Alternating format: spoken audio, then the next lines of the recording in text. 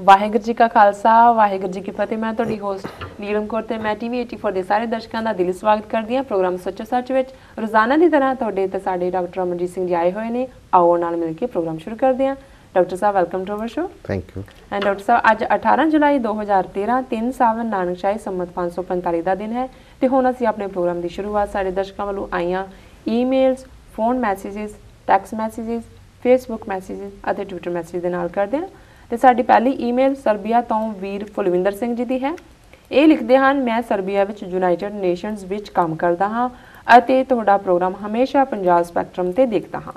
मैनूं तुहाडा प्रोग्राम बहुत वधिया लगता है ਅਤੇ ਤੁਹਾਡਾ ਸਵਾਲਾਂ ਦਾ ਜਵਾਬ ਦੇਣ ਦਾ ਤਰੀਕਾ ਵੀ ਬਹੁਤ ਵਧੀਆ ਸਪਸ਼ਟ ਅਤੇ ਤਸੱਲੀ ਕਰਵਾਉਣ ਵਾਲਾ ਹੁੰਦਾ ਹੈ। ਅਸੀਂ ਹਮੇਸ਼ਾ ਖਾਲਿਸਤਾਨ ਦੀ ਗੱਲ ਕਰਦੇ ਹਾਂ ਅਤੇ ਹਮੇਸ਼ਾ ਇਹ ਸੁਪਨਾ ਪੂਰਾ ਹੋਣ ਦੀ ਉਮੀਦ ਵੀ ਕਰਦੇ ਹਾਂ। ਮੈਂ ਨਿਰਾਸ਼ ਹੋਣਾ ਨਹੀਂ ਚਾਹੁੰਦਾ ਪਰ ਪੰਜਾਬ ਦੇ ਹਾਲਾਤ ਦੇਖੀਏ ਤਾਂ ਨਿਰਾਸ਼ ਹੋ ਜਾਂਦਾ ਹਾਂ। ਪਹਿਲੀ ਗੱਲ ਤਾਂ ਪੰਜਾਬ ਦੀ ਪਾਪੂਲੇਸ਼ਨ ਵਿੱਚੋਂ ਸਿਰਫ 60% ਸਿੱਖ ਹਨ, ਜਿਸ ਵਿੱਚੋਂ ਬਜ਼ੁਰਗ ਬੱਚੇ ਔਰਤਾਂ ਕੱਢ ਦਈਏ ਤਾਂ ਮਸਾਂ 20% ਨੌਜਵਾਨ ਬਚਦੇ ਹਨ। ਪੰਜਾਬ ਦੇ ਹੁਕਮਰਾਨ ਬਹੁਤ ਵੱਡੀ ਸਾਜ਼ਿਸ਼ ਰਚ ਰਹੇ ਹਨ। ਉਹ ਜਾਣਬੁੱਝ ਕੇ ਰੋਜ਼ਗਾਰ ਨਹੀਂ ਦਿੰਦੇ, ਜਿਸ ਕਰਕੇ ਪੰਜਾਬ ਦਾ ਨੌਜਵਾਨ ਜਾਂ ਤਾਂ ਬਾਹਰਲੇ ਮੁਲਕ ਚਲਾ ਗਿਆ ਜਾਂ NCR ਬੰਗਲੌਰ ਹੈਦਰਾਬਾਦ ਜਾਂ ਸੜਕਾਂ ਉੱਪਰ ਆਪਣੀ ਰੋਟੀ ਲਈ ਸੰਘਰਸ਼ ਕਰ ਰਿਹਾ ਹੈ। ਇਸ ਸ਼੍ਰੇਣੀ ਵਿੱਚ ਅਧਿਆਪਕ ਡੰਗਰ ਡਾਕਟਰ ਲਾਈਨਮੈਨ ਫਾਰਮਾਸਿਸਟ ਆਦਿ ਸਾਰੇ ਆ ਜਾਂਦੇ ਹਨ। ਜਿਹੜੇ ਬਾਕੀ ਬਚੇ ਨੇ ਉਹ ਨਸ਼ੇ ਵਿੱਚ ਗਰਕ ਰਹੇ ਹਨ। ਜੋ ਥੋੜੇ ਬਹੁਤ ਸਿੱਖੀ ਵੱਲ ਜੁੜੇ ਨੇ ਉਹ ਜ਼ਿਆਦਾਤਰ ਬਾਬਿਆਂ ਦੇ ਚੇਲੇ ਹਨ। ਉਹਨਾਂ ਨੇ ਢੋਲਕੀਆਂ ਛੈਣੇ ਵਜਾਉਣ ਲਈ ਰੱਖੇ ਹਨ। ਬਿਨਾਂ ਨੌਜਵਾਨੀ ਤੋਂ ਖਾਲਿਸਤਾਨ ਨਹੀਂ ਬਣ ਸਕਦਾ। ਜੋ ਬਜ਼ੁਰਗ ਖਾਲਿਸਤਾਨ ਦਾ ਦਰਦ ਰੱਖਦੇ ਹਨ ਉਹ ਜਾਂ ਤਾਂ ਸ਼ਹੀਦ ਹੋ ਗਏ ਜਾਂ ਜੇਲ੍ਹਾਂ 'ਚ ਨੇ ਫਿਰ ਉਹਨਾਂ ਨੂੰ ਭਗੌੜਾ ਹੋਣਾ ਪਿਆ ਅਤੇ ਦੂਜੇ ਦੇਸ਼ਾਂ 'ਚ ਰਹਿਣਾ ਪਿਆ।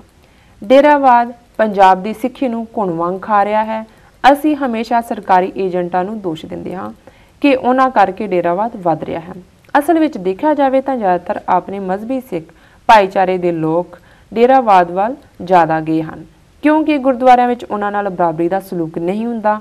ਉਹਨਾਂ ਨੂੰ ਉਹ ਮਾਣ ਇੱਜ਼ਤ ਨਹੀਂ ਮਿਲਦੀ ਜੋ ਸਾਡੇ ਗੁਰੂ ਸਾਹਿਬਾਨ ਨੇ ਦਿੱਤੀ ਸੀ। ਪੰਜਾਬ ਵਿੱਚ 30% ਲੋਕ ਅਨੁਸੂਚਿਤ ਜਾਤੀਆਂ ਨਾਲ ਸੰਬੰਧਿਤ ਹਨ, ਜੋ ਕਿ ਸਾਰੇ ਦੇਸ਼ ਦੀ ਕਿਸੇ ਵੀ ਸਟੇਟ ਨਾਲੋਂ ਸਭ ਤੋਂ ਜ਼ਿਆਦਾ ਹਨ। ਕਿਉਂ ਨਹੀਂ ਅਸੀਂ ਸਾਰੇ ਮਿਲ ਕੇ ਚੱਲਦੇ ਅਤੇ ਆਪਣੇ ਧਰਮ ਨੂੰ ਮਜ਼ਬੂਤ ਬਣਾਉਂਦੇ। ਕੁਝ ਗਲਤ ਲਿਖਿਆ ਹੋਵਾਂ ਤਾਂ ਮਾਫੀ ਦਾ ਜਾਚਕ ਹਾਂ। ਸਭ ਤੋਂ ਪਹਿਲਾਂ ਤਾਂ ਵੀਰ ਫੁਲਵਿੰਦਰ ਸਿੰਘ ਜੀ ਦਾ ਬਹੁਤ ਬਹੁਤ ਧੰਨਵਾਦ। ਉਹਨਾਂ ਨੇ ਸਾਨੂੰ ਸਰਬੀਆ ਤੋਂ ਲਿਖਿਆ ਜੀ। ਇਹ ਵੀ ਮੈਨੂੰ ਪੜ੍ਹ ਕੇ ਖੁਸ਼ੀ ਹੋਈ। ਉਹਨਾਂ ਨੇ ਲਿਖਿਆ ਕਿ ਉਹ ਯੂਨਾਈਟਿਡ ਨੇਸ਼ਨਸ ਲਈ ਕੰਮ ਕਰਦੇ ਨੇ ਸਰਬੀਆ 'ਚ ਜੀ।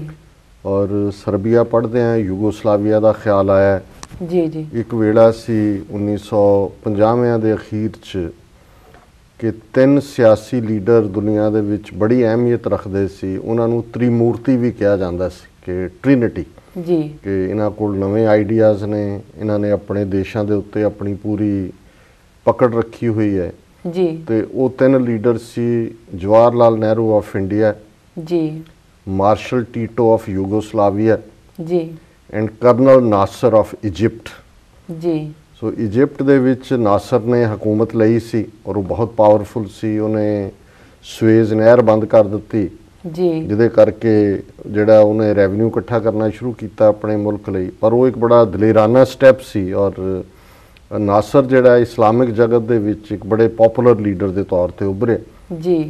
ਨਹਿਰੂ ਜਿਹਨੇ 2 ਗੱਲਾਂ ਵੱਲ ਇੰਟਰਨੈਸ਼ਨਲੀ ਆਪਣਾ ਧਿਆਨ ਜ਼ਿਆਦਾ ਦਿੱਤਾ ਔਰ ਉਹਦੇ 'ਚੋਂ ਮਸ਼ਹੂਰੀ ਵੀ ਕੱਢੀ ਜੀ। ਉਹਨਾਂ 'ਚੋਂ ਇੱਕ ਤਾਂ ਨੌਨ ਅਲਾਈਨਮੈਂਟ ਮੂਵਮੈਂਟ ਸੀ, ਕਿਉਂਕਿ ਦੂਸਰਾ ਸੰਸਾਰ ਯੁੱਧ ਖਤਮ ਹੋਇਆ 1945 'ਚ। 1950 'ਚ ਪਹੁੰਚਦੇ ਆ ਸੋਵੀਅਤ ਯੂਨੀਅਨ ਤੇ ਅਮਰੀਕਾ ਦੇ ਵਿਚਕਾਰ ਸ਼ੀਤ ਜੰਗ ਚੱਲ ਰਹੀ ਸੀ ਜੀ, ਕੋਲਡ ਵਾਰ ਜੀ ਜੀ। ਕੁਛ ਫਰੀडम ਮੂਵਮੈਂਟਸ ਨੂੰ ਇਹ ਸਪੋਰਟ ਕਰਦੇ ਸੀ, ਕੁਛ ਨੂੰ ਉਹ ਕਰਦੇ ਸੀ। ਭਾਵੇਂ ਡਾਇਰੈਕਟਡ ਵਾਰ ਨਹੀਂ ਸੀ ਪਰ ਪ੍ਰੋਕਸੀ ਵਾਰ ਸੀ ਇਹਨਾਂ ਦੀ ਜੀ। ਸੋ ਇਹ ਜਿਹੜੇ ਲੀਡਰ ਨੇ ਇਹ ਇਸ ਨਤੀਜੇ ਤੇ ਪਹੁੰਚੇ ਕਿ ਜੀ ਸਾਨੂੰ ਇੱਕ ਨੌਨ ਅਲਾਈਨਡ ਮੂਵਮੈਂਟ ਖੜੀ ਕਰਨੀ ਚਾਹੀਦੀ ਹੈ ਦੁਨੀਆ 'ਚ। ਨੌਨ ਅਲਾਈਨਮੈਂਟ ਜਿਹੜੀ ਅੱਜ ਵੀ ਹੈਗੀ ਹੈ, NAM ਉਹਨੂੰ ਕਹਿੰਦੇ ਸੀ। ਤੇ ਨਹਿਰੂ ਦਾ ਆਈਡੀਆ ਦਾ ਬੜਾ ਵੱਡਾ ਲੀਡਰ ਸੀ, ਜਿਵੇਂ ਉਹਨੇ ਕਿਹਾ ਜੀ ਇੰਡੀਆ ਜਿਹੜਾ ਉਹ ਕਿਸੇ ਬਲਾਕ 'ਚ ਨਹੀਂ ਹੈ, ਭਾਵੇਂ ਸੋਵੀਅਤ 'ਚ ਵੀ ਨਹੀਂ ਹੈ, ਅਮਰੀਕਾ 'ਚ ਵੀ ਨਹੀਂ ਹੈ ਜੀ। ਅਸੀਂ ਨੌਨ ਅਲਾਈਨਡ ਹੈ, ਅਸੀਂ ਕਿਸੇ ਨਾਲ ਵੀ ਅਲਾਈਨਡ ਨਹੀਂ ਹੈ। ਔਰ ਇੱਕ ਸਟੇਜ ਤੇ ਕਾਫੀ 100 ਦੇ ਕਰੀਬ ਦੇਸ਼ ਨੌਨ ਅਲਾਈਨਡ ਮੂਵਮੈਂਟ ਦਾ ਹਿੱਸਾ ਬਣੇ ਜੀ।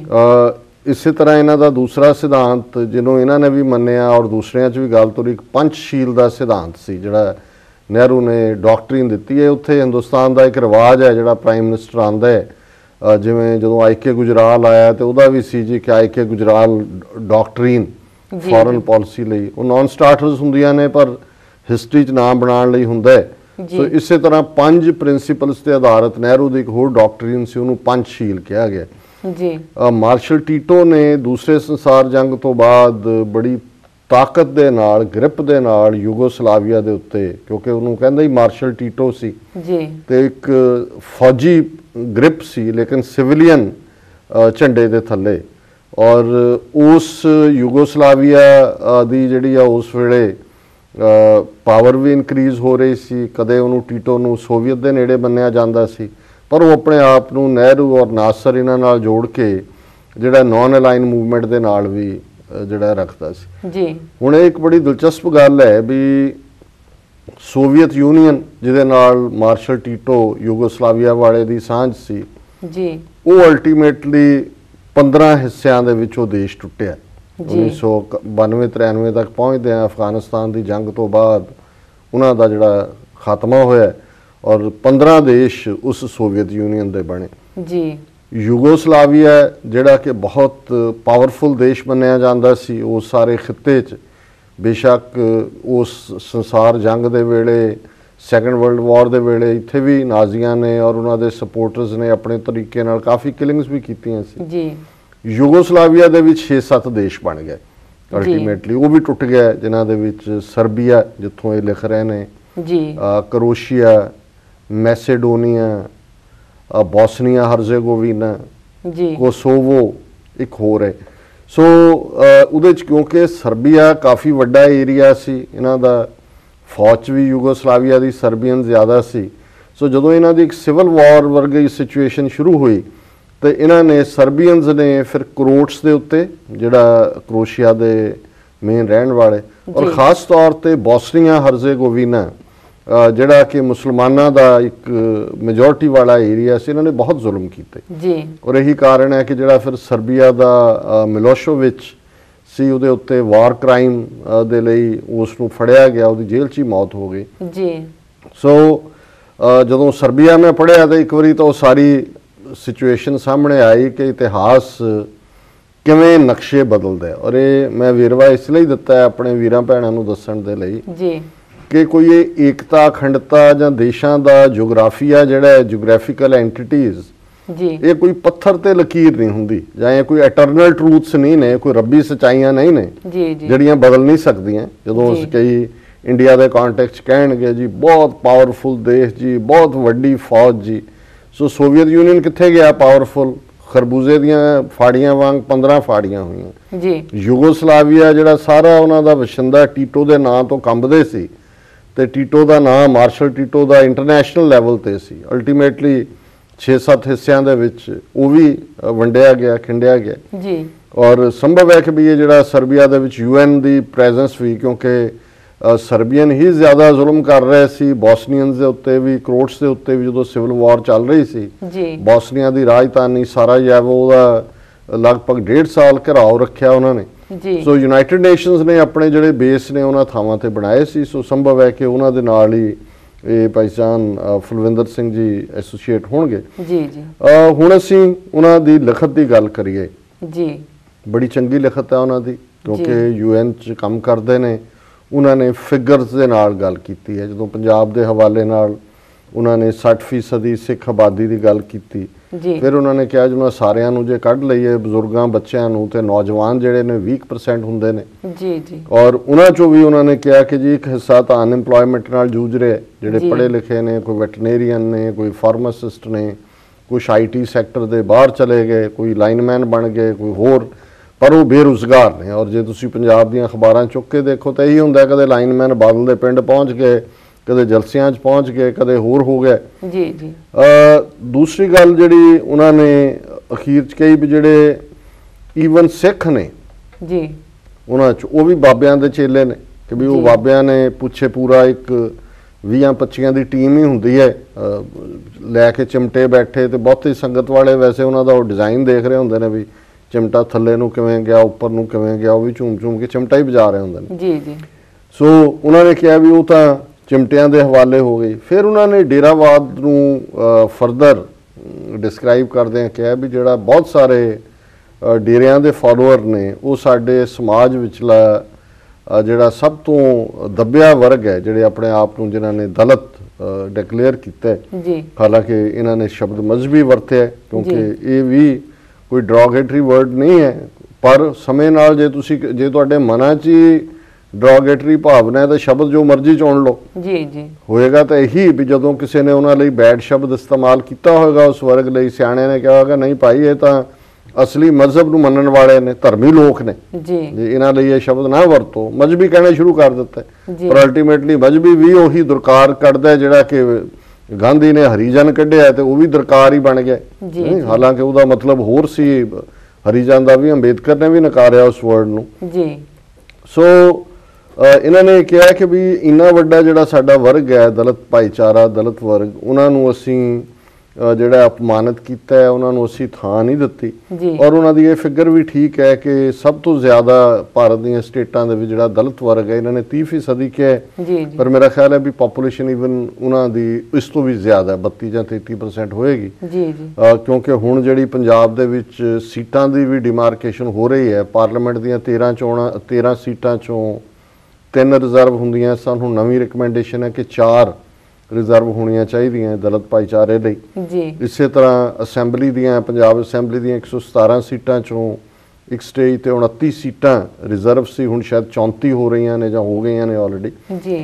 हुण कुल मिला के क्योंकि ये उन्हां दा दी लिखत दा विषय, मैं तो यही कहना चाहता कि भी देखो गल ये है कि इहदे च कोई शक नहीं है कि दुश्मन बात करे अनहोनी जी, उन्होंने वो वरतारा किया है, उहदे च अनएम्पलॉयमेंट भी शामिल है, पंजाब नूं नशियां दे हवाले करना भी शामिल है जी। तो सिर्फ इन्ना सिंपलिस्टिक नहीं है कि डेरियां दे पिछे जां डेरियां नाल सिर्फ इस करके क्योंकि असीं नफरत कीती ते वो चले गए जी। जे तुसीं बहुत सारा ये पार्ट देखो उहदे च असीं इन्हां सारियां नूं ही शामिल कर सकते हैं। ईवन राधा स्वामी निरंकारियां बारे तो नो नहीं है जी। और ये सारा हुण जिहड़ा सौदा साध है, आशुतोष पनियारा जी, ये सारियां दा ही जे तुसीं आला दुआला जां जाल देखो तो ये एजेंसियां दा नेटवर्क है, ये एवें नहीं है। और बहुत सारे शायद जिहड़े साडे बाबा कल्चर नाल संबंधित भी ने, उन्हां चों कुछ जिहड़े उन्हां दे कोल डिप्लोमैटिक पासपोर्ट हुंदे ने जी जी। सो ये एक बड़े RSS ने अपने संत जिहड़े ने प्रमोट किए हुए ने, कश्मीरा सिंह गढ़े बैठा है, एक वरियाम सिंह रतवाड़े हुंदा सी, एक मर गया मंगल सिंह सतलाणी, ये सारे ने जे तुसीं देखो किवें नानकशाही कैलेंडर का विरोध करवाया जां किवें इन्हां सारिਆਂ ने की कीता। सो ये बड़ी कंपलैक्स सिचुएशन है जिहड़ी एजेंसियां ने पंजाब दे विच बनाई हुई है जी। पर मैं समझदा भी निराशता की लोड़ नहीं है, क्योंकि अल्टीमेटली कौम ने जे मिथ लिया, और असी जे पिछले साल 2 साल दे वो देखिए वाकयात जी, भाई बलवंत सिंह राजोआणा दे जो ब्लैक वारंट निकले, यही पंजाब है जिस तो साडे वीर परेशान ने कि सारे ड्रगी ने जां साधां दे चेले बन गए जी जी। उही खलोते सारा पंजाब केसरी रंग दे विच रंगिया गया जी जी। इवें ही जदों भाई जगतार सिंह हवारा जां उन्हां नाल संबंधित कोई गल आंदी है तो उही जिहड़े नौजवान बेशक उन्हां चों कुछ कुराए भी पे ने, नशियां दा शिकार भी ने, वो खलो भी जाते हैं जी जी। और इहदे च मैं जिहड़ी स्पिरिट है उन्हां दी लिखत दी, मैं समझदा भी सानू अपना घर इन ऑर्डर करना पेगा, ये बिल्कुल ठीक है। और जिवें उन्होंने दलित वर्ग के हवाले नाल गल कीती, मेरे इहदे बारे हमेशा ये स्टेटमेंट हुंदी है कि सिक्खी और दलित की रिलेशनशिप ये है, six of the Dalits, by the Dalits, for the Dalits. असीं दलित ही हाँ, क्योंकि गुरु ने सानू निमाणिया निताणिया इन गरीब सिखन को देऊं पातशाही, ये याद रखें हमारी गुरियाई। और ये जिहड़ी 32-33% पॉपूलेशन है, जे असी इन्हां नू विन ओवर नहीं करांगे, इन्हां नू अपने गल नाल नहीं लावांगे, ना असी खालिस्तान बना सकांगे, तो जे असी बना भी लेंदे हैं फिर असी खालिस्तान सस्टेन भी नहीं कर सकांगे। और ऑलरेडी हिंदुस्तान दीयां एजेंसियां ने तल्लण दा ट्रायल बैलून कीता है, रापुर बल्लां दे विच किस किस्म दा माहौल सिरज के पंजाब दे विच एक ਫਸਾਦੀ ਮਾਹੌਲ ਤਿਆਰ ਕੀਤਾ ਹੈ। ਸੋ ਏਜੰਸੀਆਂ ਨੇ ਤਾਂ ਸਿਵਲ ਵਾਰ ਕਰਵਾਉਣ ਦਾ ਆਪਣਾ ਏਜੰਡਾ ਰੱਖਿਆ ਹੋਇਆ ਹੈ। ਸੋ ਮੈਂ ਸਮਝਦਾ ਹਾਂ ਵੀ ਇਹ ਸਾਨੂੰ ਪਾਰਟ ਵੱਲ ਧਿਆਨ ਦੇਣ ਦੀ ਲੋੜ ਹੈ। ਤੇ ਵੀਰ ਫੁਲਵਿੰਦਰ ਸਿੰਘ ਜੀ ਦਾ ਬਹੁਤ ਬਹੁਤ ਧੰਨਵਾਦ। ਅਸੀਂ ਆਸ ਕਰਦੇ ਹਾਂ ਕਿ ਇਵੇਂ ਹੀ ਸਾਨੂੰ ਆਪਣੇ ਉਹ ਕ੍ਰੀਏਟਿਵ ਵਿਚਾਰਾਂ ਦੇ ਨਾਲ ਨਵਾਜਦੇ ਰਹਿਣਗੇ। ਜੀ ਡਾਕਟਰ ਸਾਹਿਬ, ਹੁਣ ਮਿਲਾਂਗੇ ਇੱਕ ਛੋਟੇ ਬ੍ਰੇਕ ਦਾ। व्यूअर्स, विचारां दा सिलसिला इस तरह चलता रहेगा। मिलते हैं आफ्टर दिस शॉर्ट ब्रेक।